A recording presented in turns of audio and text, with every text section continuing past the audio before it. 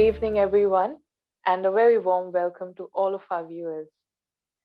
I am Ananya, the youth representative of the Environment Initiative in Australia, and today we're going to unfold a very fascinating story of another eco yogi, Brother Golo, who's been living in India, who's been engaged with the Brahma Kumaris for last 37 years and has been working in renewable energy for last 25 years. So it's a wonderful story that he has, and he's been spreading environment awareness at international platforms, be it UN climate change conferences and various other platforms. So, welcome, brother. Om Shanti. Thank Good you. evening. Om Shanti. Good evening. From what I know about your background, that you were a carpenter and a builder. And it's just a curious question that how did you go from being a carpenter to becoming this person, being so involved with the renewable energy that you are now? So, can you explain a little bit about that transformation? First of all, thanks very much for the invitation and the opportunity to share some insights in this interview. When I came to India 1985 for the first time, I noticed that there's a lot of need for energy. A lot of deforestation was going on. People were using the last trees, the last bushes to fire, to create fire, to cook and to do this and that things. And I thought, what a wonderful idea it would be to bring renewable energies to India. At that time, you know, there was no formal education on environmental technologies or this and that. Most of the people who were working in renewable energies, they were self-made people, and they were sort of coming from different areas. And I was in construction. I learned first carpentry and then building houses, wooden houses, and constructing all sorts of things. So I was in building, and building things is sort of in my blood. And then you just swap a little bit and you start building solar cooker, or you bring in some first technology. So in 1990, we actually started 1993, I think we started, I started to build up a experimental building out of mud bricks. It's like a greenhouse, and looks a little bit like a hobbit house with arches and pretty round and made out of mud bricks, means natural construction material. And we asked the German government to fund us a small wind solar hybrid system for rural application. And we got a sanction from the German government. We applied. I came in contact with some scientists. They told me how to do it in the best way. And so one came to the other, and we set up a small wind generator, a photovoltaic system. Then later I set up a solar hot water system. And I also equipped the building with thermal insulation, all the good features modern buildings actually should have nowadays. And the building was quite successful. The little project was quite successful. And from there onwards, step by step, we introduced solar cooking systems for institutions based on a parabolic dish. It's the Scheffler dish. And we built them together, and then we started generating steam, send it down into the kitchen. We introduced solar photovoltaic at the institution in the early 90s. That was quite something new in those days. And now Brahma Kumaris is a registered research organization with the government in India. We have equipped hundreds of our meditation centers in India with solar photovoltaic, with solar hot water systems. And we run lots of solar cooking systems. We can cook 30,000 meals per day by the power of sun. And here in the Gyan Sarovar campus where I am, we have 300 kilowatt of photovoltaic, and we have big batteries, and we supply electricity to our campus, and some small portion we feed in also into the electrical grid. So we went step by step, and it was rather like a natural transformation from a builder to a solar guy. That's wonderful. That's amazing. And you were the person who actually introduced solar energy to this organization in India. And this is a lovely thing that you shared about how it was a natural transformation. So I've also heard that it took you a little bit of time to convince Dadi Prakashmani, who was the spiritual leader of this organization at that time. And so, what do you think made her come around at the end about having solar energy in the organization? So, can you share a little bit of story about that? I'm not sure where you heard that, because actually, Brahma Kumaris is administrated by women. And I always find our senior sisters, that we call them lovingly the daddies, and they were 90, 100, 103. Daddy Janki left the body. She died last year. She was 103. I always found our daddies very open to the idea of using solar power for the institution and make use of it, because yogis try to live in harmony with nature, and solar power is a very practical application where you harness in a very harmonious way the power of the sun, and you make it available. And in India, the sun, Surya, is a deity. So to use the power of a deity to cook your food is always something which goes very easy in a spiritual organization. And the daddies were always very open. There were more problems in the level below when it comes to practical questions. You need land, you need space, you need funds, you have to transfer the technology from wherever it is to India. You have to create a team, and then you have to build the whole thing, run it, and maintain it. So one of the first problems, of course, is to get space, because space is always a bit an issue, because everybody wants space, and all these departments here in our spiritual campuses, we have about 30 departments. They want space for this, they want space for that.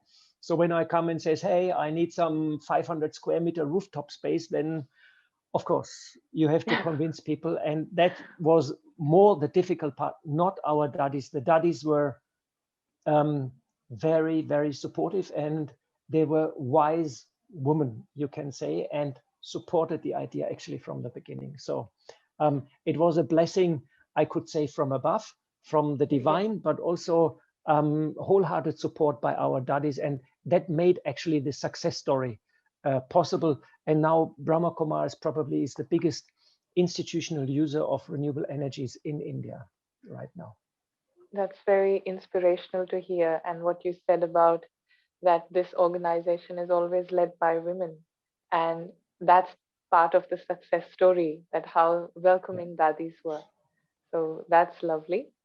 Another thing, brother, that when I hear that you've been in practicing and teaching this meditation for last 37 years, I just want to know what made you fascinated by this meditation, what made you practice this lifestyle, and what was that something that you felt that, this is the right thing, and you've been with it for such a long time. So can you share a bit about that? Well, when I came when I came to the institution, this was in the mid 80s. In Germany we had a phenomenon that was called Waldsterben, or the dying of the forest by acid rain, and people were very, very concerned about nature, about the forest, because Germany is covered to a great extent by forest. But there was also a lot of tension between East and West, and Germany was at the front line. And we had a lot of missiles from Germany, not German missiles, American missiles going to the east, and missiles from the east pointing to the west. So it was a very turbulent time in the 80s, and I always felt some transformation is in the air, something is going to happen, and some transformation is going to take place. And when I came in contact with the Brahma Kumaris, I heard about the concept of time that we teach here. It's about the cycle of time, that time is running in a cyclic manner, and that we are now in a dark age, or in an iron age, as the Greeks said it, or in India they call it the age of Kali. And we're heading into a new age and a bright future, a very wonderful future. Christianity calls it paradise. The Greek called it the golden age, and in India it's called Sat Yuga, the age of truth. And this idea fascinated me because it made click in my mind. And I said, yes, we're heading to a new bright future. And because we're heading into a new bright future, the old, which is happening now, which is, as we all can see, is not sustainable at all. Our lifestyle, our way, economics, how we treat nature, how we exploit natural resources, nothing is really sustainable. And climate change is a direct result of that non-sustainable lifestyle. When I came in contact with the Brahma Kumaris and I got introduced to this concept of this cycle of time and that a wonderful time is coming, it made click, and I said, yes, that's it. And that gave me a lot of hope, enthusiasm, and keeps me going since the last 37 years. And I never sort of gave up, on my spiritual, let's say, dharna, that this means on my spiritual behavior or my exercises. And I always look forward in my heart. I know we're heading towards a new, better world, and there is a big transformation going on. And this gives resilience, hope, and strength.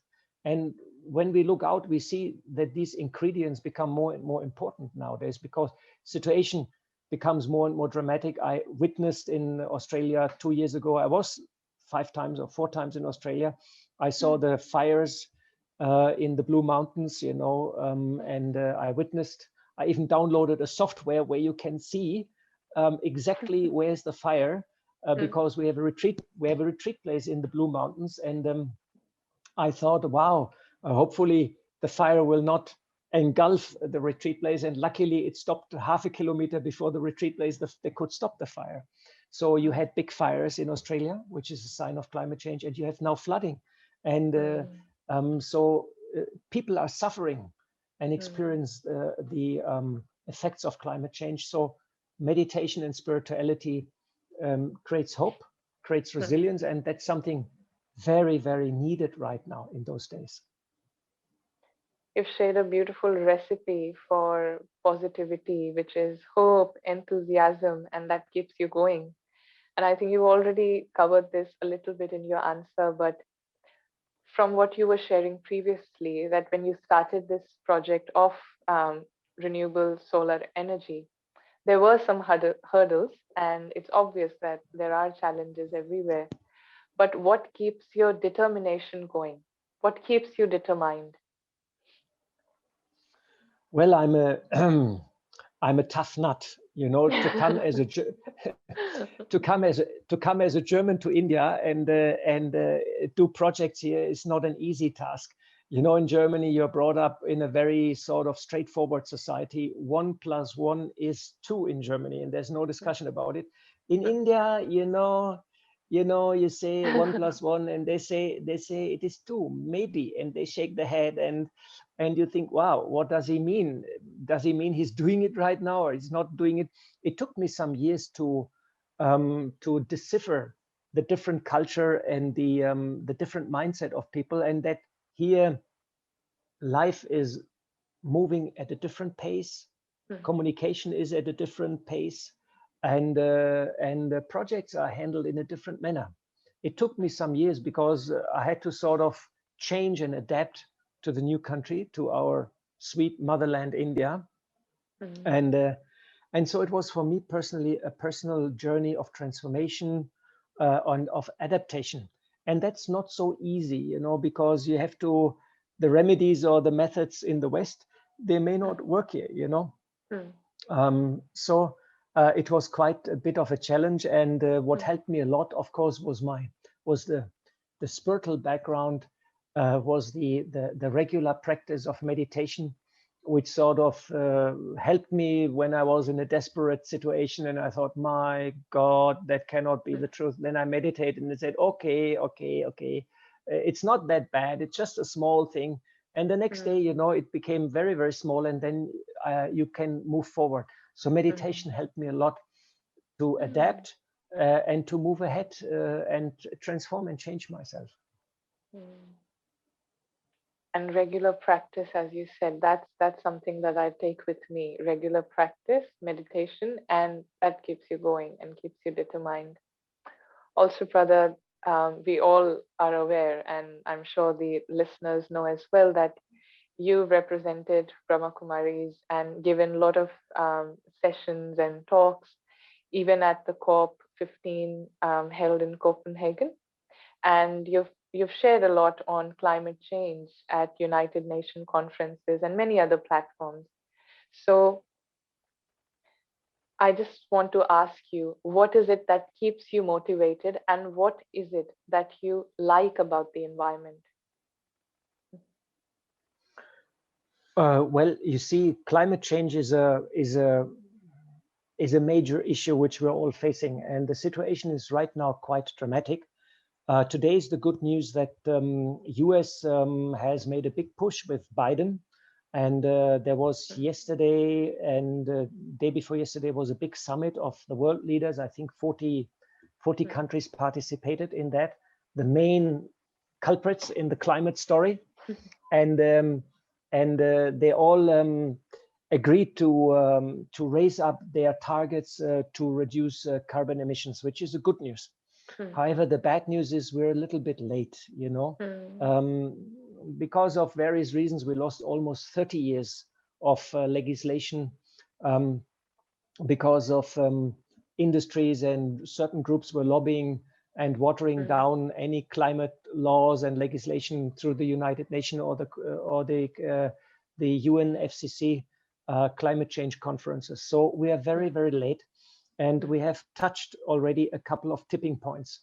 So tipping points means that the climate is now changing into a new equilibrium. It means ice will melt. Even if we stop today, immediately all emissions, the next 30 years, ice will melt at the same pace as it is melting now. It will even accelerate. The oceans will become warmer.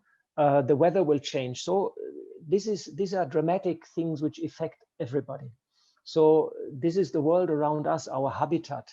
This is the foundation on which we live, how we grow food, you know, how the rain comes regular. India depends very much on a regular monsoon, for example. If that is going to change, millions of people, billions of people will have their food security will be in jeopardy. So it's a question of the survival and the existence of humanity on this planet. It's concerning our very, very near future. So this is a major topic. So this interests me a lot. And of course, I was very much interested to bring a combination of science and spirituality towards the climate change conferences. We tried a lot of money, we tried a lot of technology, we tried a lot of strategy, and we tried a lot of projects and programs and ideas. And I participated since Copenhagen's 12 years ago in all climate conference, and every year some new ideas, some new things happened, and then a bit of a breakthrough in Paris with the Paris Climate Agreement, and where the states agreed to stay below 2 degrees or even 1.5 degree. The problem is the trend so far is negative in the other direction. So this is extremely important, and we have to bring out the message of hope, of a positive future. And the UNFCCC is a wonderful platform to meet people, to exchange ideas, and to bring in, to share also your ideas and your concepts. We share our technology with the world, but we would like also, we share also our spiritual approach with the world and our holistic worldview. And interestingly, 10 years ago, 12 years ago, people were thinking, oh, what are these funny spiritual people doing at the climate conference? We're going to fix this problem with a bit of money and technology. Now these people come and say, can you teach us meditation? We're a bit frustrated. We're a bit, you know, unhappy because we're not moving in the right direction. So these people are coming now to us, and we can see and feel that meditation, spirituality becomes more and more important, and people understand that we have to open up and think outside of the box. So it's almost like an adventure to go as a spiritual person to this climate conference. And I love adventures, you know, so that's, and I love challenges, you know. So this is one of the reasons I'm there at the climate conference. And it has been a wonderful experience because we have a Brahma Kumaris Environmental Initiative, and we are about 10 people, and we go there and meet our local center, and then together we organize programs, we meet NGOs, organizations, make projects with research organizations together, and participate inside the climate conference also. This is a wonderful opportunity, and I so far always was looking forward to the next year's conference. And as you might know, because of Corona, Glasgow conference has been postponed. Last year in UK, the UNFCCC climate conference, and now it's planned to be at the end of this year. But if it will be held in person is also not clear, because Corona is a very fluid dynamics. In India right now, we have a second wave, which is going to the roof, and the country is not prepared as such, and the hospitals are full, they run out of oxygen. And Australia has stopped flights from India just yesterday or 2 days ago. And so if conferences will in the near future will be possible in person, we'll have to see, you know. So we need fast action, that's for sure, to tackle the problem. And so we're using internet, we use meditation, we try to spread good vibrations in order to inspire people and reach out to these kind of mediums. I really liked what you share, and sometimes you hear that opinion a lot, that what are, you know, spiritual practitioners and people who meditate doing in this sort of field. And so you've shared that the impacts of Brahma Kumaris or BK meditators in this arena. So that was lovely to hear, to bring that message of hope out. On that note, I'd also like to ask you that what is one project maybe or something that you've done so far that you feel most satisfied about, or you know, you feel good about, you know, one of the projects in this environmental field that really makes you happy? Well, this is an interesting question you ask me. About 10 years ago, we had the idea to set up India One, a 1 megawatt solar thermal power stations, and friends to whom I spoke said, no, don't do it. It's too complicated. It's too much money, too much resources, and it's a very high-end project.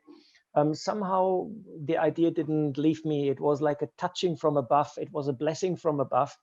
And somehow we got 15 million US dollars funds from the German government, from the Indian government, and from the Brahma Kumaris. We got a huge land. We're talking of 200,000 square meters land, like 4 football fields in size. And we got the technology together, and we, with it's a story. It's a life on its own. It's a story on its own. We developed the technology, huge dishes of 60 square meters. We developed the receiver, which can store the energy. We developed the heating up process, the discharge process, all in-house with our own team. We made simulations. We teamed up with research organizations, made simulations. We teamed up with steam specialists, made calculation for turbines, and so on and so on. And within 8 years, it took us 8 years to build the whole plant. We set up India One. It's these are 770 dishes. Just to give you an idea, we had to make 2,000 foundations. We had to build a lot of dishes, 7,000 tons of steel, 200 workers, and I have 10,000 emails in my computer. So definitely India One is a project which is like an accumulation of all our previous projects, I would say. And it was quite satisfying when this project was up and running, and everything worked well. I would say I could pat myself on the shoulder and I could say, well done, you know, sort of. And a big team, great team of our brothers here. We were about 30, 40 brothers here from the Brahma Kumaris, and a lot of engineers, a lot of specialists. And it was really a challenge financially, technology, human resources. And as I said many times, I went to our daddies, to our senior sisters. I said, Daddy, I have a problem. And Daddy says, don't worry, Daddy will help. She organized money, she gave good vibrations, and she always helped in critical moments of the project. So definitely India One was the crucial project. We are all very proud. It features thermal storage. It means we can store the energy 24 hours. And this is one of the crucial concepts which we need to store the renewable energies, because solar energy is there, wind energy is there, but to transport it and to store it are the crucial areas. So we can store in this project the energy for 24 hours. So it's a technologically seen, it's also like a breakthrough. It's an R&D project also. Yeah. I think, brother, as you're sharing about this project, it's as if I think many of us could visualize, probably I could visualize it very clearly, how things were happening and meeting so many people. And you can sort of feel, because as you were saying, I think you started picturing all those moments. So it was lovely to hear about that. And it's a very major project. And I myself was very interested to hear about it, how that became a reality. And all throughout this conversation, there's one thing that I have taken from you, which is having faith in the power of blessings.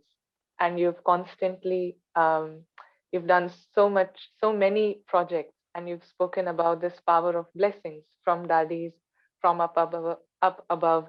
So that's lovely to hear. Um, from now, as you're talking about COVID and the current situation, and you're so aware about it, where do you see your environment work going? Where do you see it going? What's next for you?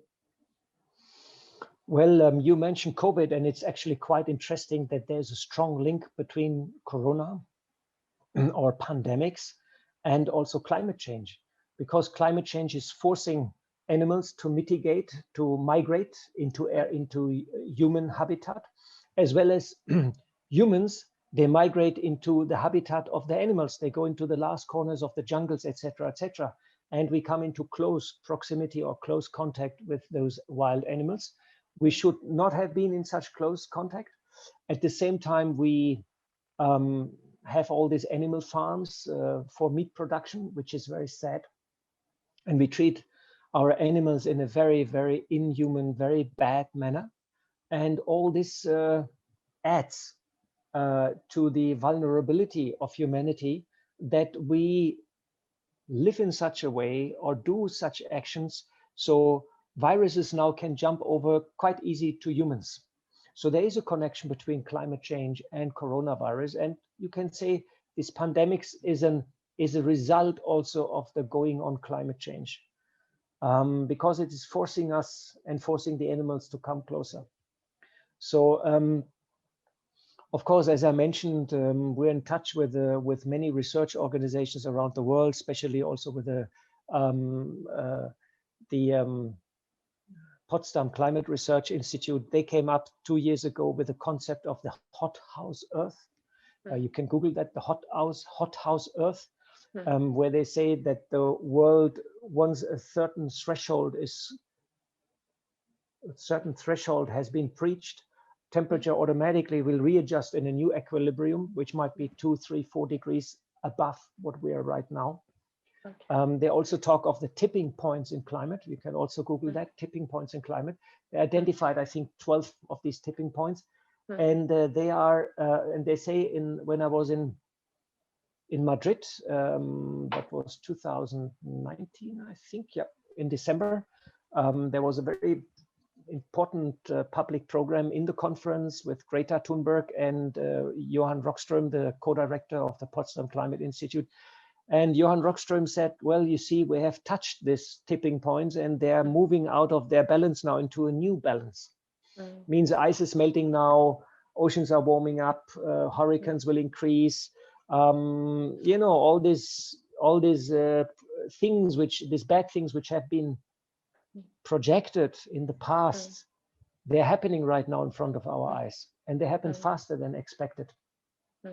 So it's a very interesting question now, what to say people. Well, one thing is we should tell people the truth. We're in a very delicate situation. Climate change is happening right now.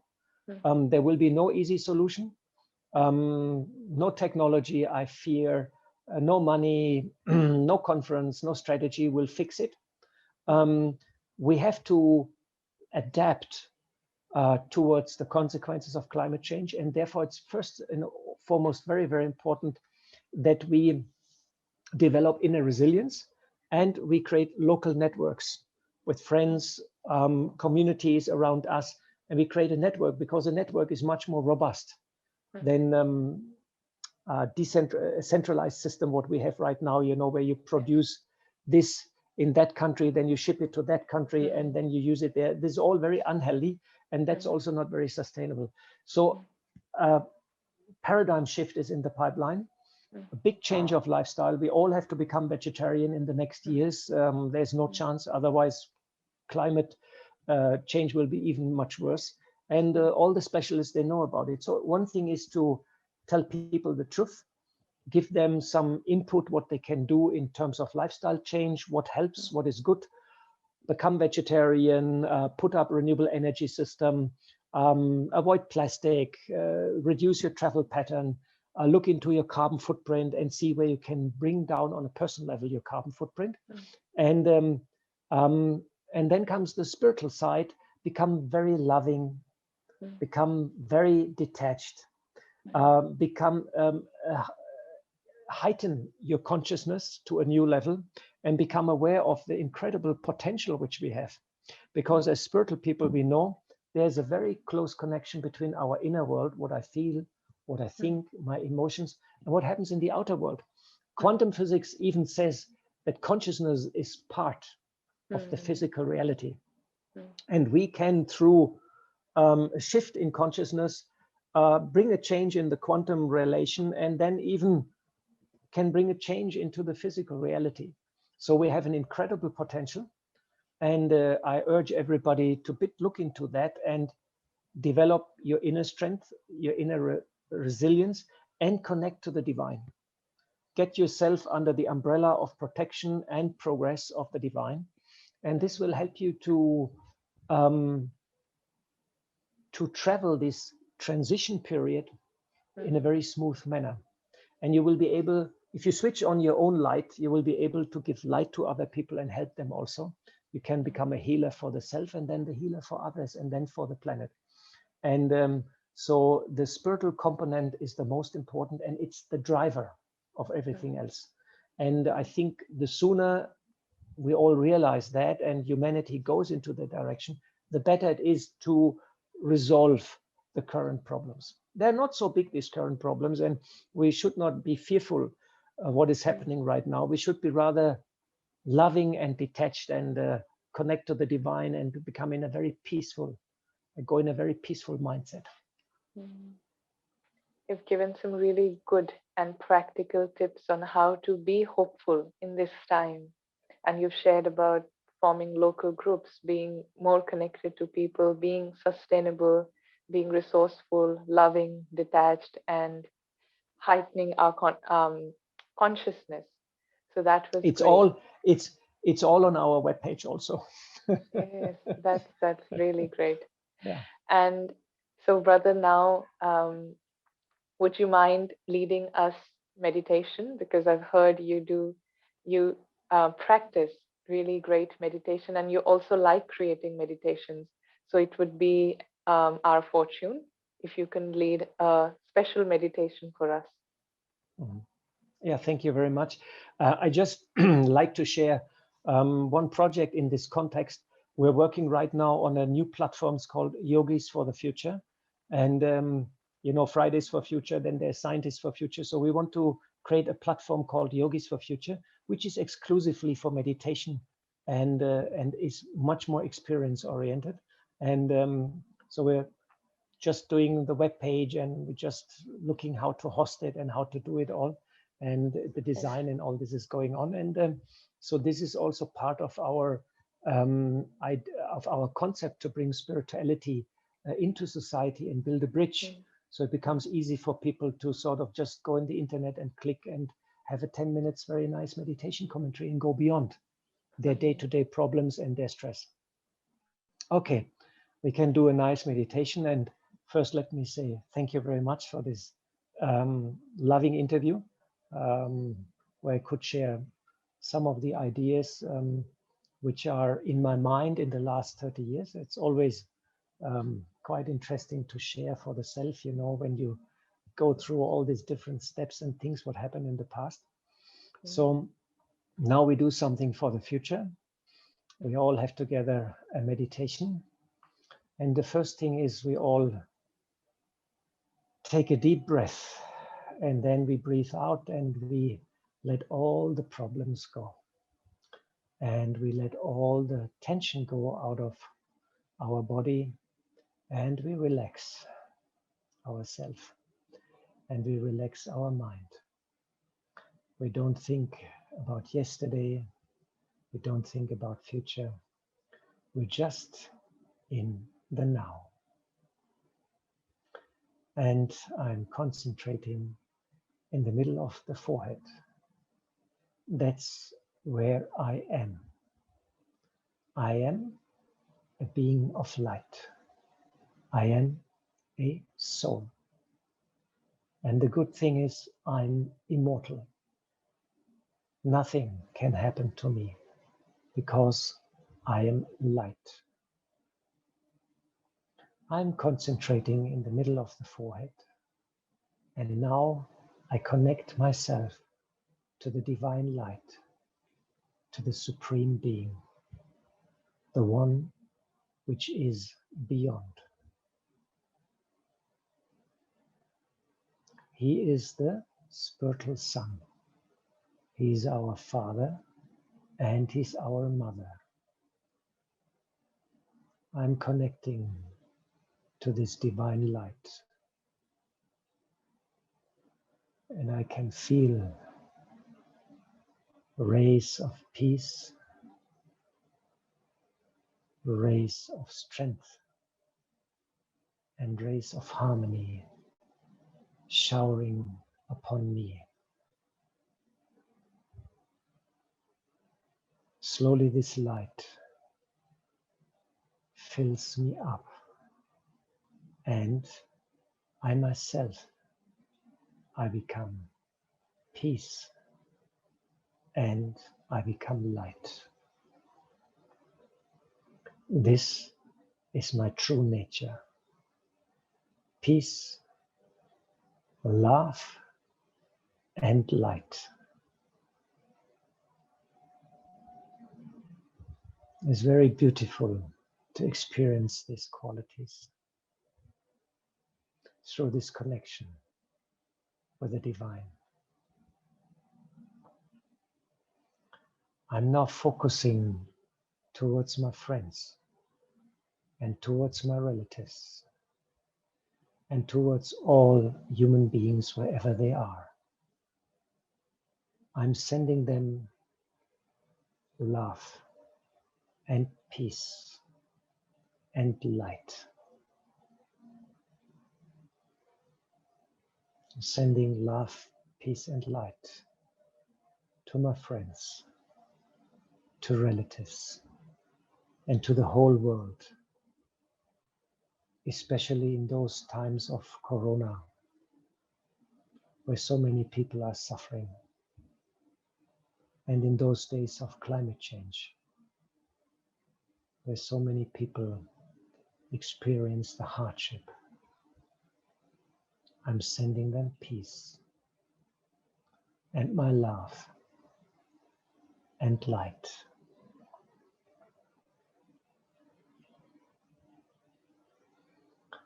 Now I'm focusing towards nature, towards the whole world. I'm holding the planet in my hands, the whole earth, and I can feel the suffering of nature, of trees, of the plants, of the animals, of the ocean and the earth. All the animals, all the elements are now in upheaval. Everything is changing. I'm sending peace and love to nature, to all the elements, to all the elements. May you become calm. May you be clean. And may you find back to your original stage of beauty and harmony. I'm now looking at the earth which I'm holding in my hands. And I'm sending love and light to this earth and to all the souls there. And I can see how this earth is changing into a wonderful, beautiful, harmonious, blue and green planet. How this world is changing into paradise. And I, myself, I will be there in this world of beauty and harmony. It's a fresh and new world. It's a new beginning. And I know and I understand that I can become a helper and a healer for myself, a healer for my friends, a healer for humanity, and a healer for nature, for the elements. We all together have an incredible potential to bring this change. I am peace, and I am love, and I'm connected with the divine. Nothing can happen to me. Everything will be good. A bright future is awaiting us. A new beginning. Paradise. Satyuga. Golden Age. You're all welcome to join hands. I slowly come back in this body and I feel refreshed. I feel loving and I feel peaceful. Om Shanti. Thank you very much. Om Shanti. Thank you. That was a lovely meditation and a very inspiring journey that you've shared. One eco-yogi and so many bright ideas and so many wonderful projects. Lovely. And I hope to see all of our viewers for next week's episode. To see you next week. Thank you so much, Brother Golo. Thank you. Good evening. Thank you very much. Shanti. Lovely greetings from India. All the best.